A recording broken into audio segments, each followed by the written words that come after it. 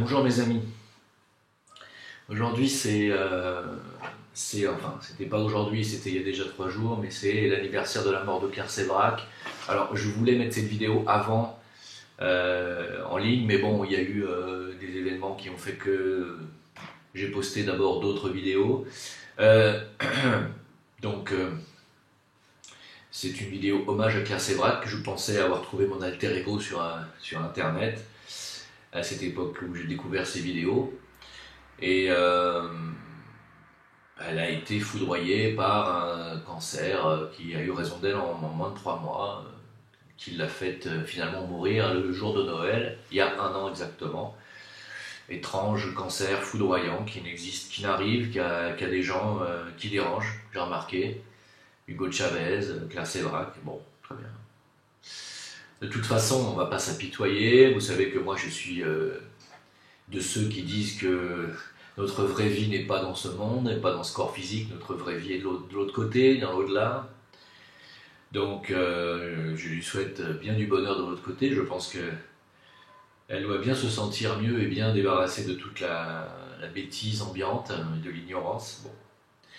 Donc c'est pas une vidéo apitoiement, hein, c'est une vidéo hommage à son travail. Je suis sûr que son âme est en paix et qu'elle continue à travailler avec des êtres éclairés. Ça n'empêche pas d'acheter son livre La guerre secrète contre les peuples, que je conseille à tout le monde, y compris le gang des pouces baissés, qui sont sans arrêt en train de vouloir descendre le travail des autres. Je vous conseille de lire son livre, donc de l'acheter. On ne pourra pas dire qu'en tout cas elle aura écrit ce livre pour faire de l'argent, hein, parce que si elle l'avait fait, elle n'en aurait pas profité longtemps. Mais ce livre est toujours à disposition, hein, plutôt que d'acheter toute la collection de Johnny. Ça, je pense que dans 100 ans, vous la trouverez encore. Par contre, le livre de Claire Séverac, c'est pas du tout sûr. Hein. Donc, tout ce qui est bouquin comme ça, rare, justement, qui alerte sur la réalité du danger qu'il y a dans tous les domaines. Hein. Je ne vais pas rappeler tout son travail et toute sa bataille pour nous ouvrir les yeux. Que ce soit contre les chemtrails. Hein, alors je sais que les gens qui ne connaissent pas ce sujet, quand ils regardent, ils te disent « mais rien, c'est des traces d'avion ». Oui, bien sûr. Moi, ça fait juste 20 ans que je dénonce les chemtrails, au moins. Claire Séverac, elle l'a fait pendant 10 ans. Quand les gens regardent un petit peu ce dossier, ils regardent 2 secondes et ils font « oh, c'est des traces d'avion ». Évidemment, en 2 secondes, ils se font une meilleure analyse que nous en 10 ans. Hein.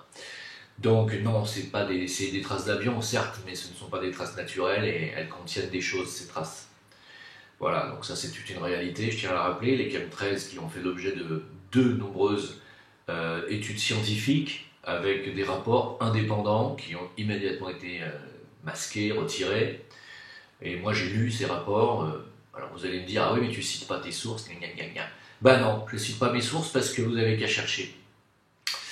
Et éventuellement, si je trouve des trucs, je vous les donnerai.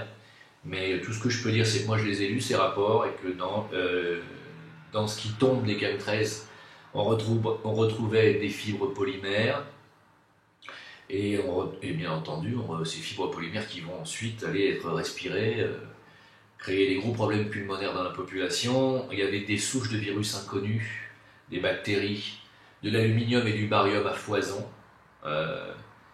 Alors, peut-être que c'est un hasard, peut-être que c'est tout simplement de la comment ils appellent ça, de la météo-ingénierie, c'est ça, pour essayer de faire tomber la pluie. Bon, et peut-être que ce sont les produits dont ils avaient besoin pour faire tomber la pluie, sauf qu'en France, il n'y a pas besoin de faire tomber la pluie. Mais bon, c'est pas grave.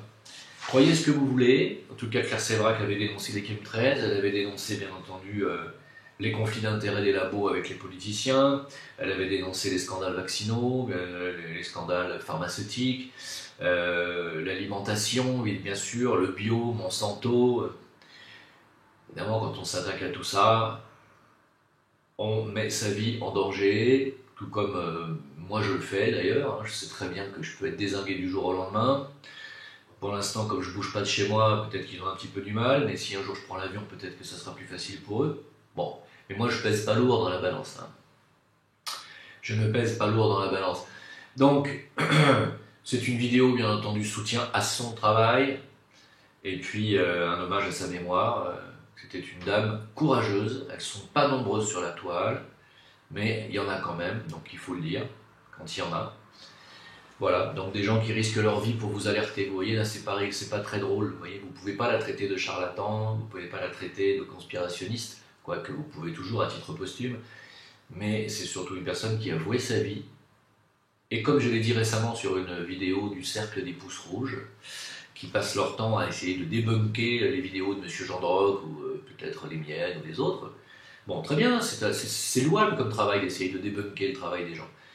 Mais comme je leur ai dit, le constat est le suivant, je veux dire, tous les gens qui mettent des pouces rouges comme ça aux vidéos des alerteurs, et tous les gens qui sont dans l'entourage de Gigantoraptor avec qui j'ai discuté il y a 3 jours, sont des jeunes personnes, hein, ils sont jeunes. Ils ont moins de 30 ans, sauf exception, et c'est pas notre cas, je veux dire, que ce soit M. Jean Drocq, Mme Sévrac ou moi, on a dépassé la cinquantaine. Hein. Donc, on a fait des constats dans la vie. Pourquoi? Parce qu'on a expérimenté. Il n'y a que l'expérience qui compte. Je dis, laissez les gens faire leur expérience par eux-mêmes. S'ils veulent se vacciner, très bien. Nous, on leur a dit, faites attention. Voilà. Maintenant, si vous voulez absolument les empêcher d'avoir accès à une autre voie, VOIX, hein, c'est pas bien, c'est pas un travail digne d'une démocratie, d'ailleurs d'une part, et puis du respect de la liberté de chacun. Laissez les gens croire ou aller chercher ou expérimenter des choses, laissez-les libres de ça. Le travail que vous faites pour essayer de désinguer le travail des alerteurs n'est pas un travail qui va dans le sens de la conciliation et de la réunification des peuples. Certainement pas. Si vous voulez faire un vrai travail, et là je fais un appel à tous ceux qui ne sont pas d'accord avec la conspiration, enfin les conspirationnistes soi-disant, ceux qui dénoncent le complot, je préfère dire, ceux qui ne sont pas d'accord avec ça, qui ne sont pas d'accord avec ceux qui tiennent des discours plutôt pro-médecine naturelle plutôt que médecine chimique, venez discuter. Moi, vous venez sur mon Discord, on se met d'accord tous sur un jour, on fait un live, en même temps on met le live YouTube, tous les gens pourront écouter tout le monde, et tout le monde pourra exposer ses idées, et on pourra échanger intelligemment avec nos arguments. C'est très difficile d'échanger par vidéo interposée, ou par, comme sur YouTube, sous les vidéos, c'est pratiquement impossible de répondre à des questions qui sont des fois des questions qui demandent une large réponse. On ne peut pas répondre en 2 phrases, voilà. C'est mieux d'échanger vocalement, comme on l'a fait l'autre soir. Donc, moi j'appelle à l'unification et j'appelle au dialogue. Voilà. Donc, j'espère que vous serez nombreux à répondre à cet appel. J'ai contacté M. Jean Drocq qui m'a répondu positivement. Nous allons faire, je l'espère, bientôt une visio vidéo, enfin une vidéo court, avec lui ou peut-être avec d'autres personnes. Je ne sais pas s'il serait d'accord pour discuter avec certains d'entre vous. Moi je le suis. En tout cas, je l'encouragerai à le faire aussi. Voilà. Et il n'y a que comme ça qu'on fera avancer les choses. C'est pas en disant nous de notre côté notre discours et vous de votre côté votre discours. Il faut qu'on avance. Hein.